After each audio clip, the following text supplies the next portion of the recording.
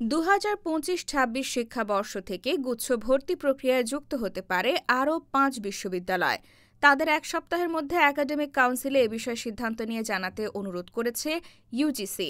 এরপর গুচ্ছ ভর্তি পরীক্ষার আবেদন প্রক্রিয়া শুরুর বিষয়ে সিদ্ধান্ত নেওয়া হবে। আজ সোমবার এক বৈঠকে গুচ্ছ থেকে বেরিয়ে যাওয়া বিশ্ববিদ্যালয়ের উপাচার্যদের ফের অন্তর্ভুক্ত হওয়ার আহ্বান জানায় ইউজিসি। সভা সূত্রে জানা গেছে, সভায় গুচ্ছ ভর্তি ব্যবস্থা থেকে পৃথক হয়ে যাওয়া বিশ্ববিদ্যালয়গুলোকে পুনরায় গুচ্ছভুক্ত হওয়ার আহ্বান জানিয়েছে ইউজিসি।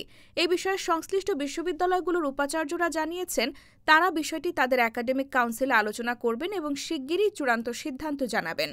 পরবর্তীতে এ বিষয়ে ইউজিসি ও শিক্ষা মন্ত্রণালয় প্রয়োজনীয় পদক্ষেপ নেবে।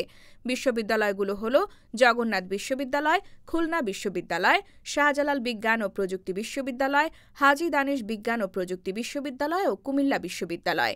এ 5টি সহ 24টি বিশ্ববিদ্যালয়ের রেজিস্ট্রারকে ইউজিসির আজকের সভায় যুক্ত হওয়ার জন্য চিঠি দিয়েছিল UGC.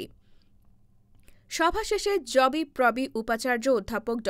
Mohammad Abdul Majid the daily ক্যাম্পাসকে বলেন, 5 বিশ্ববিদ্যালয়কে এক সপ্তাহের মধ্যে সিদ্ধান্ত জানাতে অনুরোধ করেছে ইউজিসি। এরপর আরেকটি সভায় বসে চূড়ান্ত সিদ্ধান্ত আসবে। তাদের সিদ্ধান্তের পর ভর্তি আবেদন শুরুর পদক্ষেপ নেওয়া হবে। প্রসঙ্গত, আগামী বছরের 27 মার্চ, 3রা এপ্রিল ও 10 এপ্রিল ভর্তি পরীক্ষা অনুষ্ঠিত হবে। 27 মার্চ সি ইউনিটের ভর্তি পরীক্ষা অনুষ্ঠিত হবে। এছাড়াও 3রা এপ্রিল বি ইউনিট এবং 10 এপ্রিল এ ইউনিটের ভর্তি পরীক্ষা নেবে ভর্তি কমিটি। তবে আবেদন করার সময় এখনও নির্ধারণ করা হয়নি।